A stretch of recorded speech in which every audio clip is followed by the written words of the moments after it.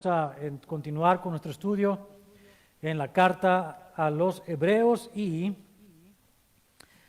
en el capítulo número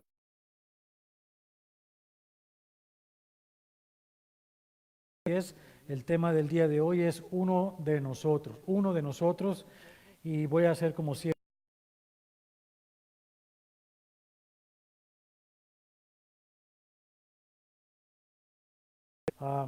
Últimamente no les hemos dejado tarea, no les pienso dejar tarea tampoco hoy, pero sí va a tener que leer algo en su casa.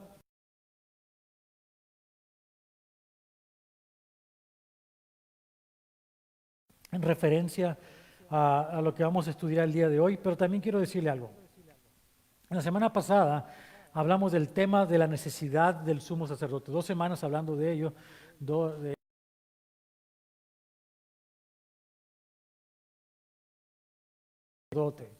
Dijimos que de acuerdo al capítulo 4 de la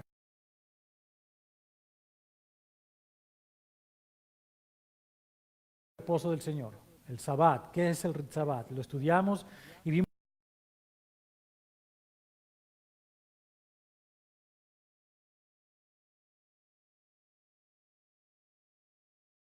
hablamos de esto, que el Sabbat en sí, o lo que es el reposo,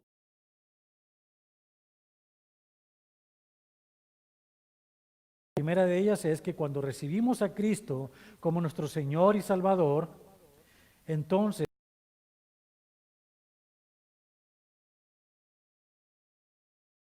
el reposo está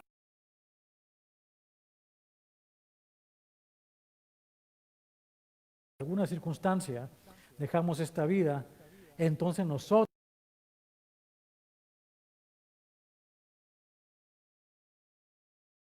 de cualquier manera, de una a la otra,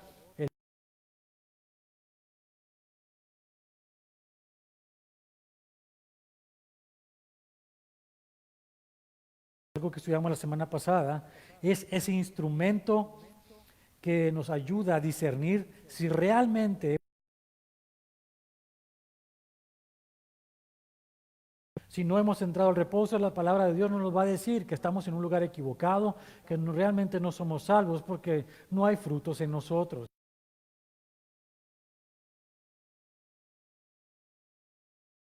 Fruto, hay algo que no está bien con nosotros, ¿verdad? Entonces tenemos que realmente rendirnos delante del Señor. Por otro lado, si estamos creciendo y caminando en la fe, caemos en un pecado, la palabra de Dios también nos dice qué es pecado y nos dice qué tenemos que hacer con él. ¿Qué es lo que tenemos que hacer? Arrepentirnos, ¿verdad? Es decir, regresar al camino del Señor y pedirle perdón, y Él nos perdona y seguimos adelante porque tenemos ese acceso. Vimos también que entonces nosotros los humanos necesitamos definitivamente un sumo sacerdote para tener la reconciliación con Dios. Y ese es Jesucristo, el Hijo de Dios, quien traspasó los cielos llevando su sacrificio de sangre hasta la presencia del Padre, quien lo recibió con agrado. En esa seguridad concluimos que podemos entrar confiadamente al trono de la gracia, es decir, podemos con seguridad y confianza confesar nuestros pecados, arrepentidos de ellos, y la gracia delante del Padre obtenida por la sangre de Cristo es suficiente, ¿verdad? Ahora, entonces, mis hermanos, vamos a continuar con el capítulo número 5, que sigue hablando y exponiendo, expandiendo más el concepto de lo que es el sumo sacerdote en Cristo, y vamos a hablar un poco más de ello el día de hoy. El tema de hoy es, como dije, uno de nosotros. Y para entrar en ese tema vamos a leer entonces en Hebreos capítulo 5, versos 1 al 10. Y les pido por favor que se ponga de pie si puede hacerlo para que lea conmigo estos versículos. Amén. Porque todo sumo sacerdote tomado de entre los hombres es constituido a favor de los hombres en lo que a Dios se refiere, para que presente ofrendas y sacrificios por los pecados, para que se muestre paciente con los ignorantes y extraviados, puesto que Él también está rodeado de debilidad, y por causa de ella debe ofrecer por los pecados tanto por sí mismo como también por el pueblo. Y nadie toma para sí esta honra, sino el que es llamado por Dios, como lo fue Aarón. Así tampoco Cristo se glorificó a sí mismo haciéndose sumo sacerdote, sino el que le dijo: Tú eres mi hijo, yo te he engendrado hoy. Como también dice en otro lugar: Tú eres sacerdote para siempre, según el orden de Melquisedec.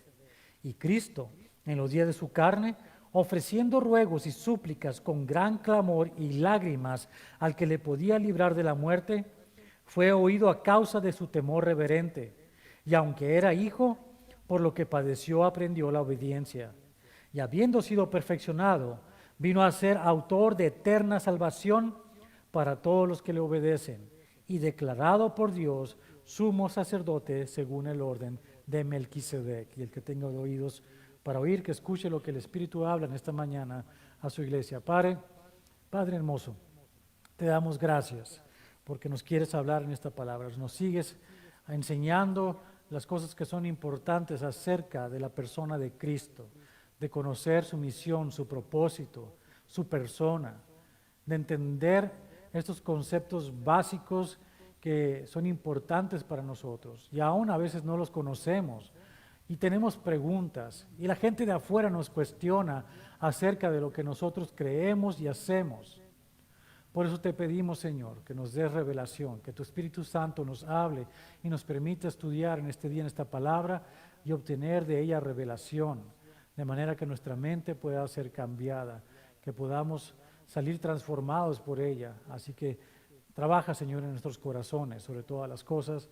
Y, Señor, que todo lo que ocurra con nosotros a partir de este día también sea para darte a ti la gloria y la honra en el nombre de Jesucristo. Amén. Puede sentarse. En todas las religiones del mundo podemos observar la existencia de por lo menos un ministro o sacerdote de esa religión. Una persona que conoce los detalles de cómo aplicar las reglas, leyes, conceptos y métodos que son pertinentes a esa religión. El concepto es natural y es lógico. Si hay una religión, debe haber ministración de ella por medio de hombres que sepan qué hacer, cómo hacerlo, por qué hacerlo y cuándo hacerlo. Para el israelita del primer siglo, que es a quien fue dirigido principalmente esta carta en su contexto original, esto era algo común, era algo sabido, era algo de todos los días. Ellos todavía asistían al templo donde se practicaba la religión de los israelitas, de los judíos, y ahí mismo ellos exponían la palabra de Dios, hablaban del Mesías y lo hacían de una manera diferente a lo que estaba ocurriendo adentro, sin rituales, simplemente exponiendo la palabra de Dios. Y vemos también que estos israelitas del primer siglo, aquellos que se habían convertido al cristianismo, habían dejado en todo caso lo que era la tradición, es de seguir a un sacerdote y de decirle al sacerdote: intercede por mí en mi favor para perdón de mis pecados, como estaban acostumbrados a hacerlo una vez al año. Pero ellos entendían el concepto, toda su vida habían vivido inmersos en ello. Ahora habían conocido una nueva fe a través de Jesucristo, el Mesías de ellos, y habían entendido que todas esas cosas que habían practicado, toda esa religión, solo apuntaba a la verdad que ellos estaban viviendo ya en Cristo. Pero entendían el concepto, y lo que está haciendo el autor de la carta a los hebreos, que tal vez haya sido Pablo, sugiero que sea Pablo de hecho, es que tenemos que hacer una comparación entre el sacerdocio del hombre y el sacerdocio de Dios, lo que él está poniendo en Jesucristo. Para el israelita, como les dije, todo comenzó con la administración directa de parte de Dios al revelarse delante de los hombres como Abraham, Isaac, Jacob y Moisés. Antes de que hubiera una religión judía, antes en la historia antigua, ellos sabían esto perfectamente. Dios, a diferencia de las religiones del mundo, el Dios verdadero se reveló a través de hombres a quienes directamente les habló el mensaje que tenía para la humanidad. Abraham, Isaac, Jacob, Moisés y otros. Fue en el punto de Moisés, cuando Moisés fue el que ministraba, el que intercedía, el que había recibido el mensaje de Dios directamente, que hubo una diferencia, hubo un parteaguas en el curso de la historia y ocurrió algo que generó la necesidad del sacerdocio para el pueblo de Israel. El acontecimiento que marcó tal necesidad está descrito en Éxodo capítulo 20, versos 18 al 19. Ya antes de que lo lea, déjale explico el contexto histórico en lo que ocurrió. Moisés, una vez que liberó al pueblo de Israel y que empezaron a andar por el desierto y llegaron en el desierto a este monte alto, al monte Sinaí, el verdadero monte Sinaí, no al que van algunos turistas allá en Egipto, porque en Egipto no hay monte Sinaí, aunque diga el mapa que sí, ese no es el monte Sinaí de la Biblia, es otro. Pero claro que hacen dinero de eso, ¿verdad? Y la gente vamos a ir a la península del Sinaí, al monte Sinaí, a ver, no hay nada ahí que ver. No hay nada, es un cerro nada más. Si quieren ver el monte Sinaí, tienen que ir a Arabia Saudita, en alguna parte de ahí va a estar.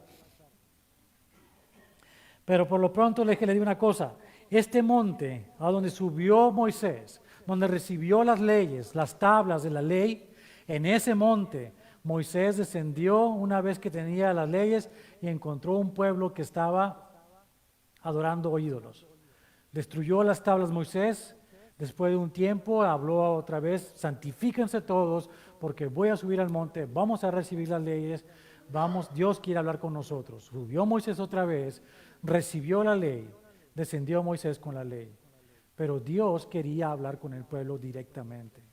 Dios quería tener tenía ese deseo de comunicarse con el pueblo, con su nación, a la que Él apartó directamente, como habla un padre a un hijo. De esa manera quería hablar. Ahora, la presencia de Dios es algo terrible. Es algo terrible realmente. Como estuvimos leyendo el miércoles pasado, cuando Jacob estuvo dormido en esa piedra y que despertó en la mañana, después de que Dios le había hablado en una visión, y dijo la exclamación, este es un lugar terrible. La iglesia debe ser un lugar terrible, un lugar en el que se sacuda la humanidad al enfrentarse a la realidad de un Dios que es celoso, que es justo, pero que también es amoroso y que también es misericordioso. Entonces tenemos aquí, Dios quiere hablar al pueblo, por fin les dice, vengan todos al monte, a la falda del monte, no suban al monte, porque el que sube va a morir. Y el pueblo obedece y están escuchando la voz de Dios. Y lo que ven es terrible. Una nube espesa, oscura, cubre el monte. Hay fuego que desciende del cielo y el monte está humeante. Hay rayos, hay truenos. Y la voz de Dios que habla directamente con estruendo, fuerte, y tienen miedo de morir. Note lo que dice el verso 18 y 19. Todo el pueblo observaba el estruendo y los relámpagos y el sonido de la bocina y el monte que humeaba, y viéndolo el pueblo, temblaron y se pusieron de lejos. Se fueron para atrás y no quisieron estar ahí. Y dijeron a Moisés, habla tú con nosotros y nosotros oiremos, pero no hable Dios con nosotros para que no muramos. Y a partir de entonces la necesidad del sacerdote fue imperativa. Alguien tenía que ser el intermediario, el intercesor entre el hombre y Dios, porque el hombre no quiso más escuchar la voz de Dios directamente, porque tenía miedo de las consecuencias de sus pecados, evidentemente.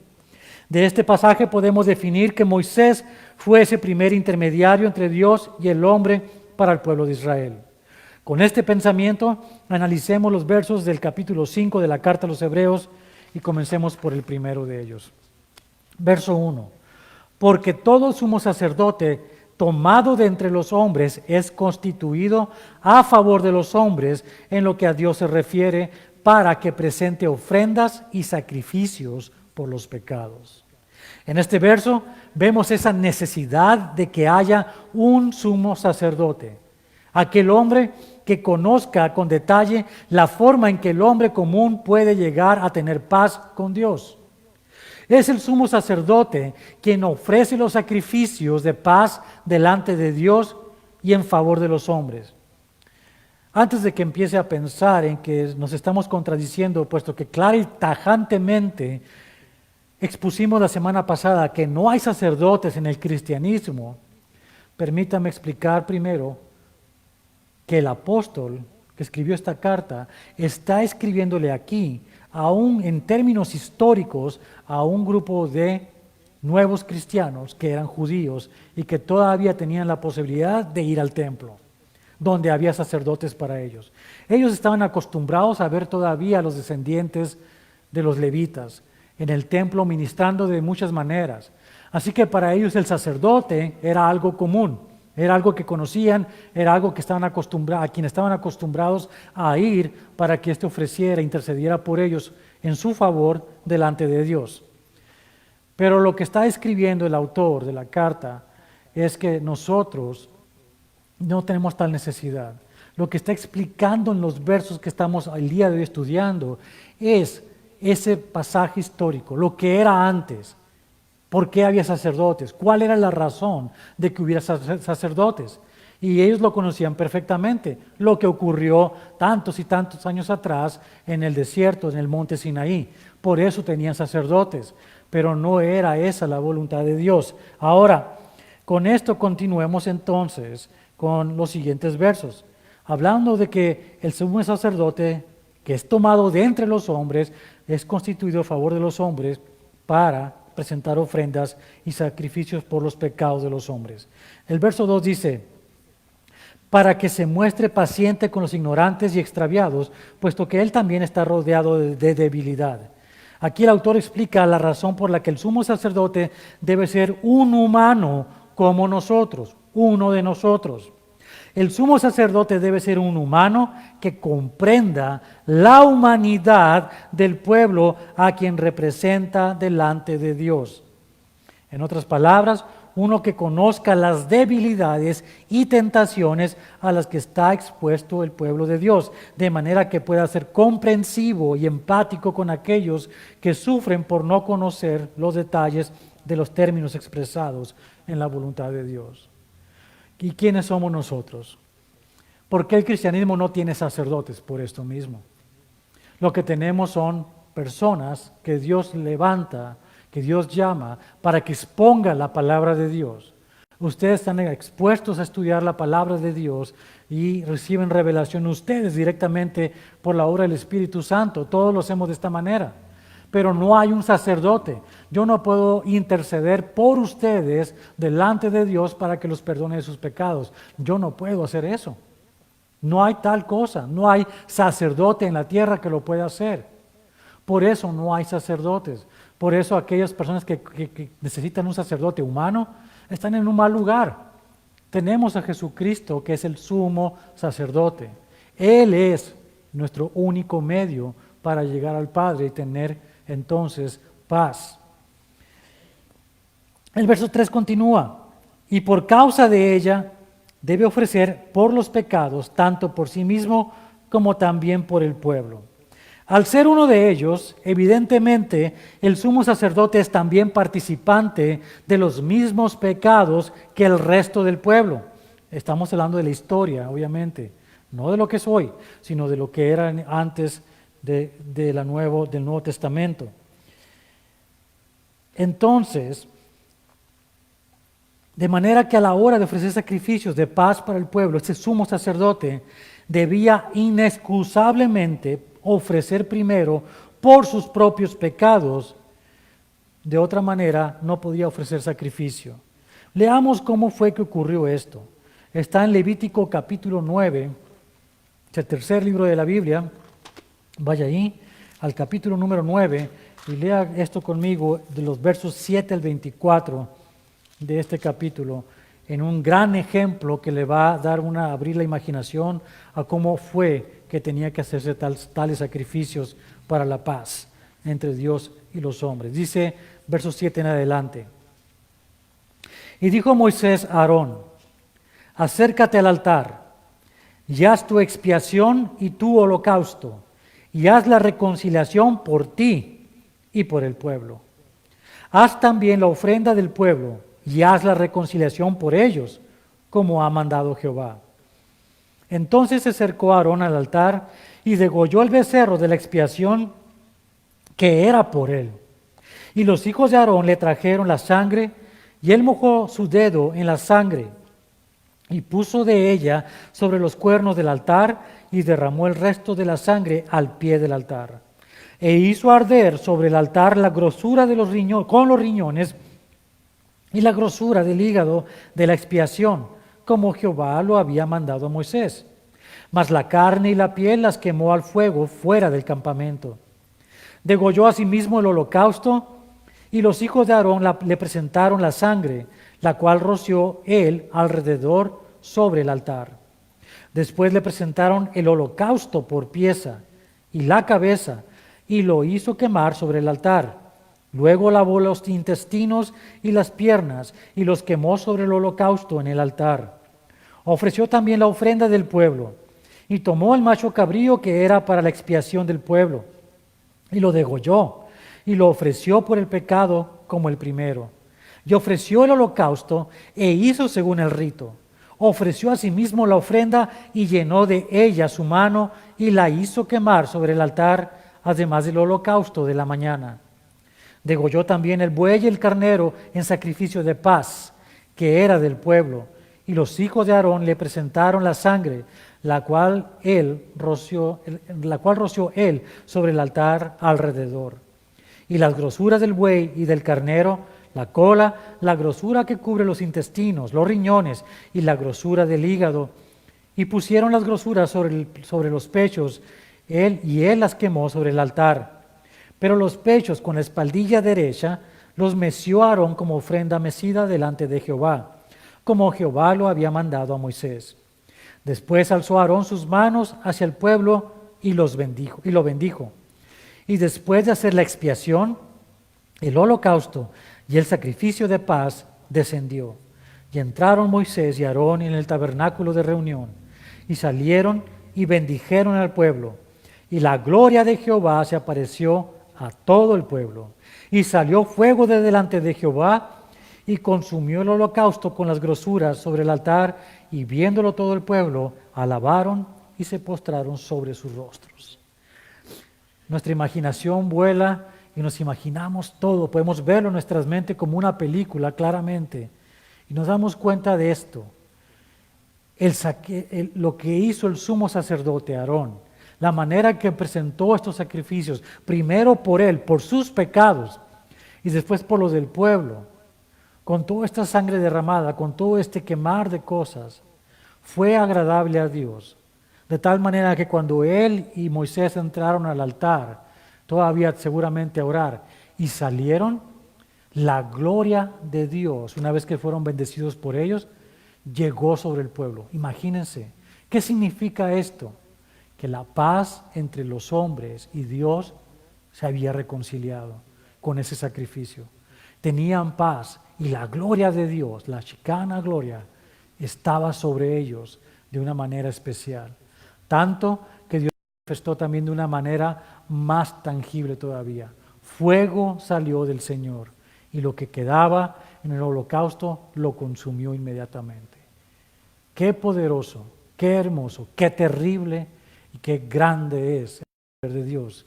El mismo Dios que hoy en día nos habla en su palabra y nos dice que tengamos temor y que nos dice que nos arrepentamos y que nos dice que su propio Hijo es suficiente, sacerdote, para que nosotros tengamos esa misma paz y su gloria esté en nosotros también.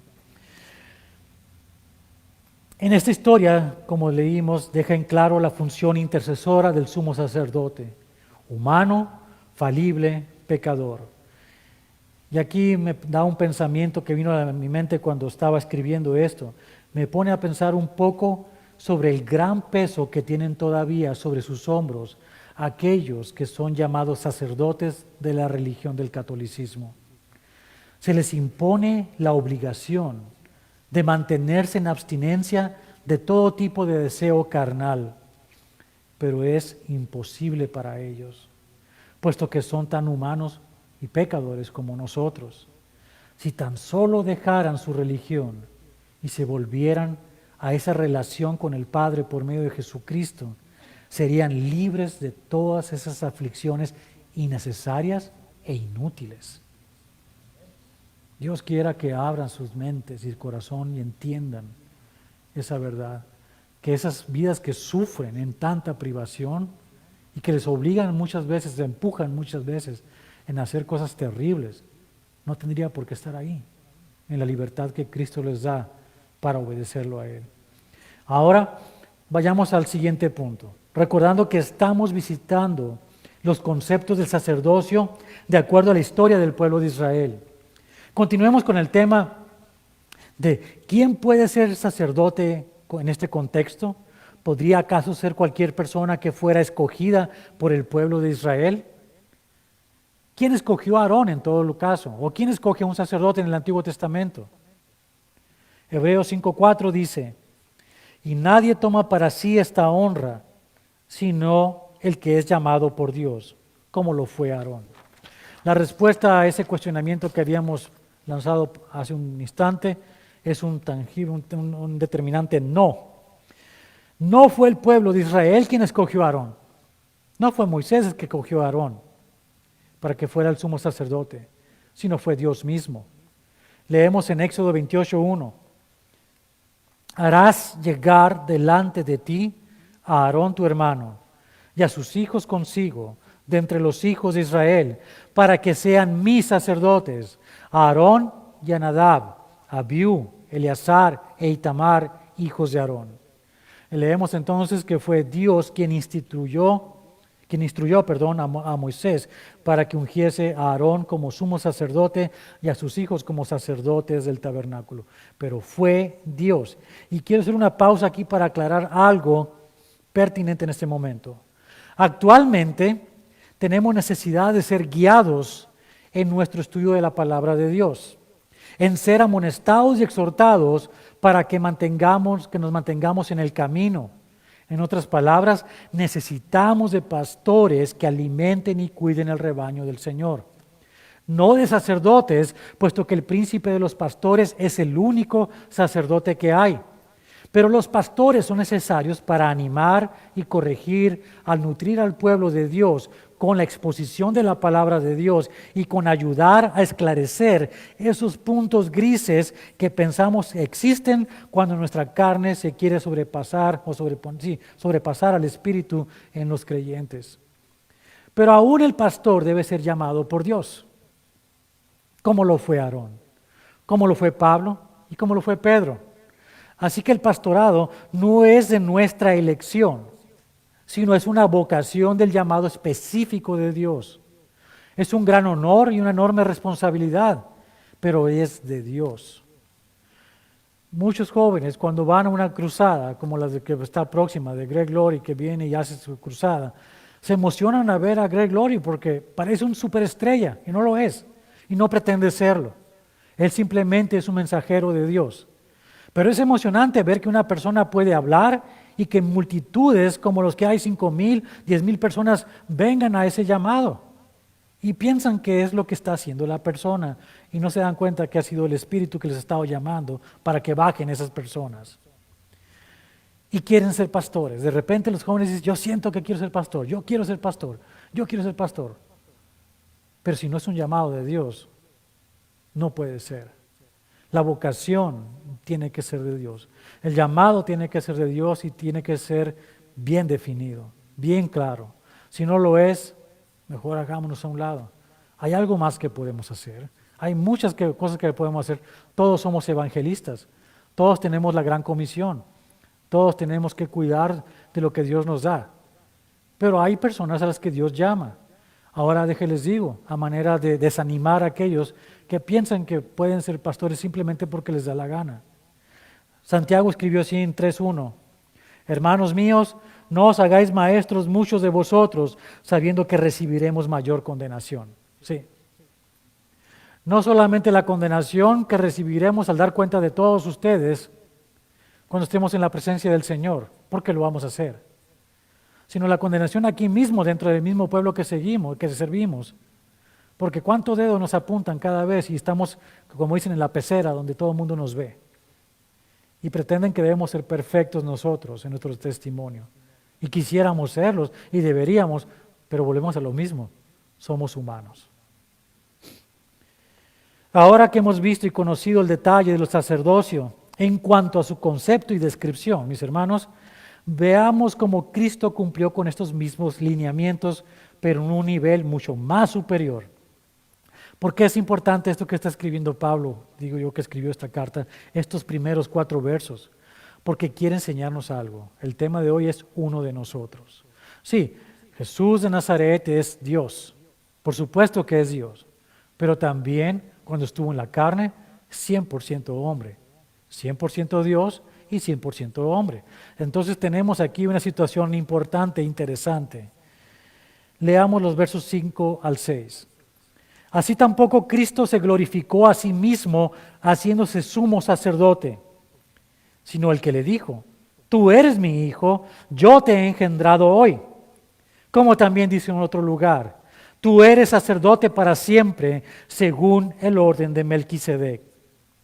Jesús de Nazaret, un simple joven de una región despreciable, proveniente de una familia cuyas raíces se remontaban al rey David, a la tribu de Judá, pero no a la de Leví, a quienes por medio de Aarón Dios había escogido para que fueran los sacerdotes a perpetuidad sobre la nación de Israel. A este Jesús de Nazaret, el Padre nombró como el sumo sacerdote. Veamos las escrituras que el apóstol citó para demostrar tales credenciales de Jesucristo. Salmo número 2, donde dice, tú eres mi hijo, yo te he engendrado hoy. Salmo número 2, se lo leo todo para que vea cómo habla de esta manera. ¿Por qué se amotinan las gentes y los pueblos piensan cosas vanas?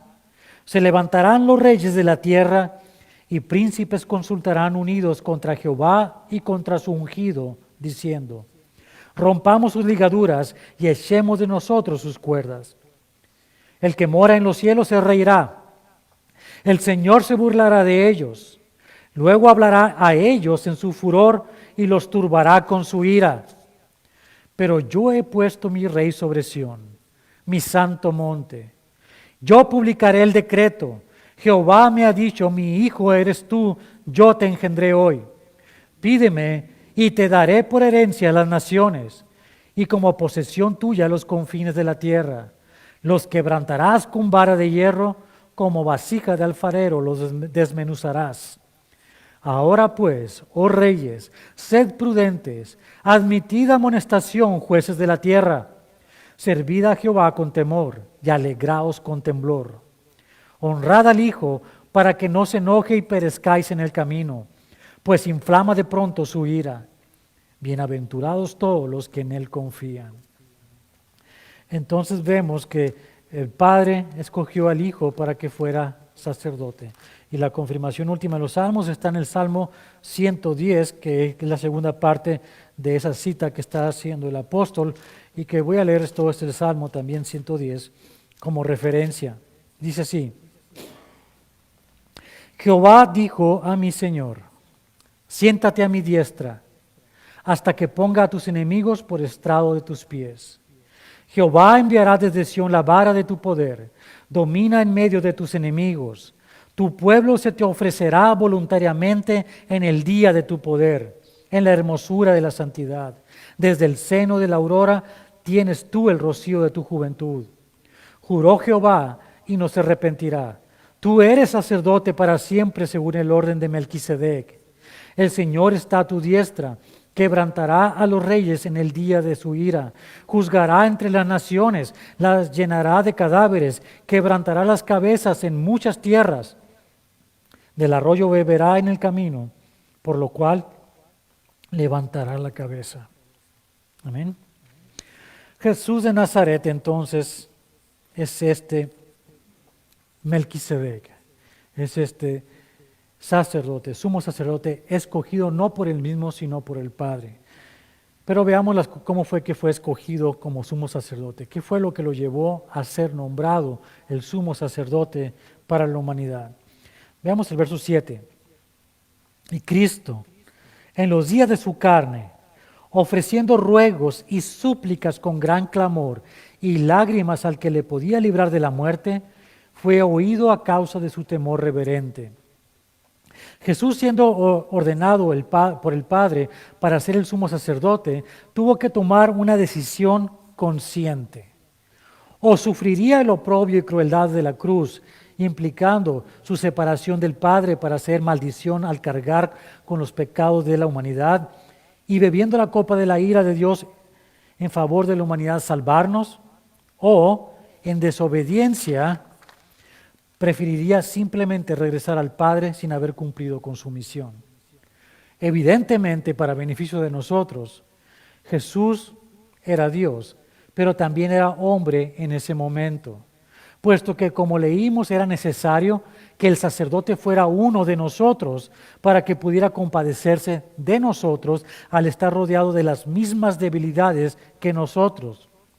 Pero al no tener pecado en él, solo tendría que ofrecer sacrificios por los demás y no por él mismo. Jesús estuvo enfrente de esta situación, la disyuntiva: obedecer al Padre en la misión para la cual fue enviado a la tierra, que era morir en la cruz, o no hacerlo e ir al cielo y decir que se pierda la humanidad. Pudo haberlo hecho, pero no lo hizo. Nunca cometió un pecado y eso lo constituyó una persona diferente al resto de la humanidad, pero fue uno de nosotros. Fue expuesto a las mismas tentaciones que tú y yo. Jesús estuvo expuesto a lo mismo que nosotros, pero no pecó. Así que nos comprende perfectamente. Tiene esa parte de que es uno de nosotros, siendo humano, conoce nuestras debilidades, conoce a lo que estamos expuestos, así que nos comprende perfectamente. Pero decidió finalmente obedecer, no sin suplicarle al Padre que le quitara de tal situación. Leamos, y les dejo de tarea los otros versículos, pero voy a leer estos primeros. Mateo capítulo número 26. En esta oración de Jesús al Padre para que le librare de lo que iba a ocurrir con él, de la crucifixión. Mateo 26, versos 36 al 46. Voy a leer nada más hasta el 42 nada más. Entonces llegó Jesús con ellos a un lugar que se llama Getsemaní y dijo a sus discípulos: sentaos aquí, entre tanto que voy allí y oro. Y tomando a Pedro y a los dos hijos de Zebedeo, comenzó a entristecerse y angustiarse en gran manera. Entonces Jesús les dijo: mi alma está muy triste hasta la muerte. Quedaos aquí y velad conmigo. Yendo un poco adelante, se postró sobre su rostro, orando y diciendo: Padre mío, si es posible, pase de mí esta copa, pero no sea como yo quiero, sino como tú. Vino luego a sus discípulos y los halló durmiendo y dijo a Pedro: ¿así que no habéis podido velar conmigo una hora? Velad y orad, para que no entréis en tentación. El espíritu, la verdad, está dispuesto, pero la carne es débil. Otra vez fue y oró por segunda vez diciendo: Padre mío, si no puede pasar de mí esta copa sin que yo la beba, hágase tu voluntad. La angustia de Jesús, la angustia de saber a lo que estaba siendo expuesto, lo que iba a pasar con él. Por supuesto que él sabía lo que venía, y aún así le dijo al Padre: hágase tu voluntad, no lo que yo quiero. En su carne él deseaba no pasar por esa situación tan terrible. Tal vez, conociendo que él sabía todo, podríamos decir que podía enfrentar la vergüenza de ser desnudado en público, de ser golpeado, bofeteado, el dolor de la crucifixión, de los clavos que traspasaban sus manos y sus pies, de ser lacerado como fue lacerado, de ser coronado con espinas, escupido y abofeteado. Todas estas cosas las podía soportar seguramente. Pero el estar separado del Padre por esas horas era insoportable. Jamás había estado separado del Padre. Y por esas horas que iba a estar en la cruz, Él se había hecho maldición y no había manera de que el Padre pudiera tener una relación con Él. Ese es el sufrimiento de Jesús. Así que tuvo que obedecer a costa de su propio sufrimiento. Pero fue una decisión que Él tomó. Ustedes pueden leer esa misma angustia de Jesús en Marcos capítulo 14, versos 32 al 42, y en Lucas capítulo 22, versos 39 al 46. En todo caso, Jesús dejó la decisión en manos de su Padre y fue obediente. Esa es la característica más importante del sumo sacerdote, la obediencia a Dios. Continuamos con el verso 8. Y aunque era hijo, por lo que padeció, aprendió la obediencia. Y esta es una declaración muy interesante y apropiada. Jesús, siendo Dios, es omnisciente, ¿verdad? Todo lo sabe. Pero siendo humano, tuvo que sufrir ese dolor tan terrible físicamente. Y siendo el Hijo de Dios, tuvo que soportar la separación de su Padre. Pero el hecho es que sin importar cuáles hubieran sido las consecuencias de actuar de otra manera, Jesús aprendió a obedecer algo que nunca antes había tenido que hacer. Jesús cuando hablaba, yo hago lo que el Padre me dice. Siempre, ¿verdad? Nunca hizo algo diferente a lo que el Padre decía. Es decir, siempre estaba siguiendo lo que el Padre decía. Lo que el Padre habla, lo digo yo. Lo que el Padre me manda hacer son las obras que yo hago. En repetidas ocasiones tenemos esto en los evangelios. Pero en ese momento, en el momento de la crucifixión, hay algo especial. Su decisión. Decidió obedecer al Padre en esto tan terrible. Así que prácticamente aprendió algo Dios. Dios aprendió a través de la práctica lo que es la obediencia. Eso es lo que significa esto que estamos leyendo. Aprendió la obediencia. ¿Cómo fue que esto ocurrió en la mente de Cristo? No lo sabemos. Es un gran misterio para nosotros, puesto que no podemos conocer todo lo que ocurre en la mente de Jesús. Pero sí sabemos la terrible agonía que le provocó de acuerdo a lo que leímos en los evangelios. Los versos 9 al 10, para concluir, dicen así: y habiendo sido perfeccionado, vino a ser autor de eterna salvación para todos los que le obedecen, y fue declarado por Dios sumo sacerdote según el orden de Melquisedec. Y habiendo sido perfeccionado. Cristo es perfecto, pero porque es Dios, ¿verdad? Pero perfeccionar es un concepto más amplio y distinto. Perfeccionar no se refiere a que ya eres perfecto. Puedes ser perfecto como Dios, pero perfeccionarse significa estar completo en algo, completar una obra. Jesús, siendo Dios, siendo perfecto, vino a la tierra a cumplir con una misión.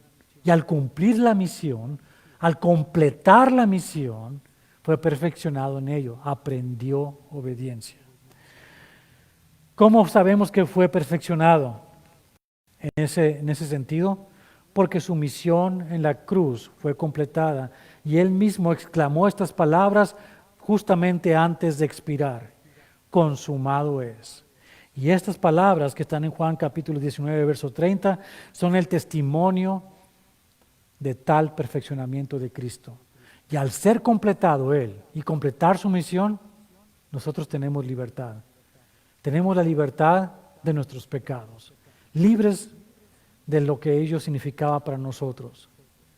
Y aquí estamos ahora nosotros, con un gran sumo sacerdote que nos comprende porque es uno de nosotros, pero que también es Dios y tiene poder para perdonarnos, para acercarnos al Padre, en reconciliarnos con Él a través de lo que Él ya hizo en la cruz. Así que cuando caemos nosotros los cristianos, cuando cometemos un pecado, no cuando practicamos, cuando cometemos un pecado, nos arrepentimos y vamos al trono de la gracia y recibimos socorro oportuno como hemos estudiado. Te damos gracias, Padre, por la palabra de este día que nos has hablado y nos has enseñado acerca de las credenciales que acreditan a Jesús como el sumo sacerdote de nuestra fe, como ese Melquisedec, rey de Salem, que es sacerdote eterno. Jesucristo es tal. Te damos gracias, Señor, porque nos has permitido comprender a través de la historia del pueblo de Israel, en tu relación con ellos, a través de todo el tiempo en que ellos han existido, lo que significa el ser sacerdote, lo que significa que hay la necesidad para nosotros de un sumo sacerdote. Entendemos que no hay ni un humano que lo pueda hacer hoy en día, pero que hubo uno solo entre nosotros, que también era Dios al mismo tiempo, Jesucristo, por medio de quien su sacrificio te fue agradable a ti, Padre, de manera que ahora nosotros tenemos esa entrada abierta al reposo que es Cristo mismo. Te damos gracias, Señor, por lo que hizo tu Hijo amado Jesucristo, que lo enviaste a este mundo a morir por nuestros pecados. Y si nosotros creemos en esto, si realmente lo hemos creído, entonces también nosotros tenemos vida eterna. Te damos gracias, Señor, porque nos has salvado, nos has librado de las consecuencias de nuestros pecados. Y te damos gracias todavía que aunque caminamos en la fe, como decimos, caminamos con Cristo, puesto que somos cristianos, somos falibles. Aunque redimidos, seguimos siendo pecadores y fallamos. Pero te damos gracias, Señor, que el sacrificio de Jesucristo, su sangre derramada, es suficiente. Y fue llevada por ti mismo, Señor Jesús, al Padre, cuando traspasaste el cielo para hacerlo. Y habiendo entregado el cáliz con tu sangre, el Padre le agradó y la paz se hizo con nosotros. Y hoy vemos tu gloria entre nosotros. Esa gloria que cubrió al pueblo de Israel aquel día que Aarón ofreció tal sacrificio. Tu gloria está aquí. Tu gloria está aquí, Señor. Gracias te damos por ello. A ti sea la gloria y la honra en el nombre de Jesucristo. Amén. Dios los bendiga, mis hermanos.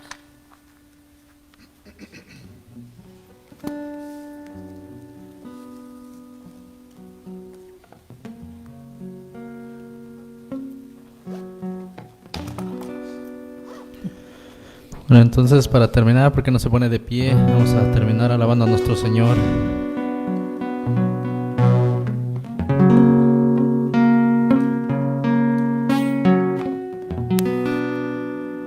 ¿Estamos listos?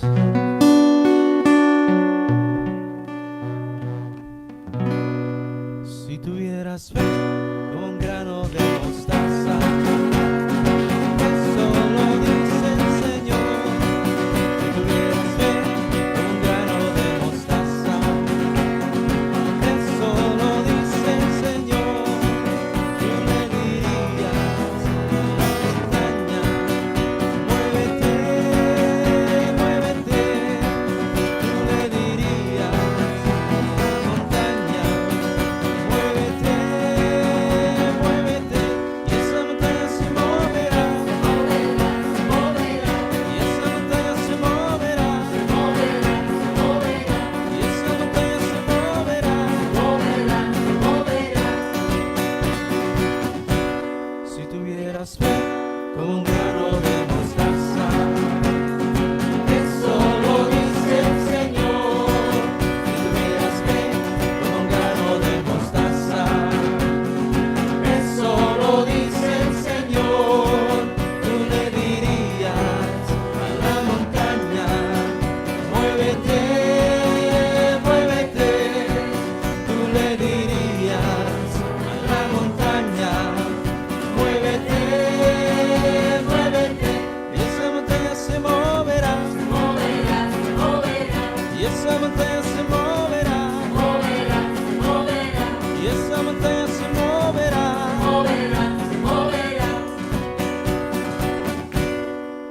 Tú le dirías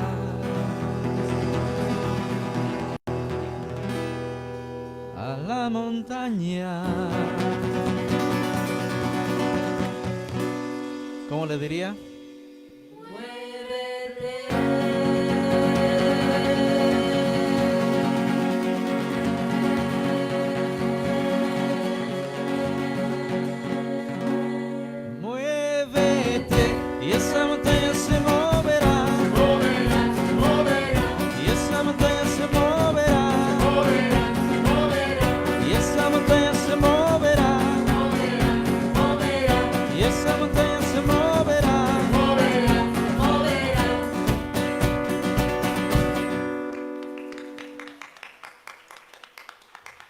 Señor Padre Santo, te damos gracias, Señor, porque tú eres ese Dios bueno y maravilloso, Señor, que nos ha dado, Señor, ese sumo sacerdote, mi Dios, para que podamos, a través de tu Hijo, Señor, llegar a ti, Señor.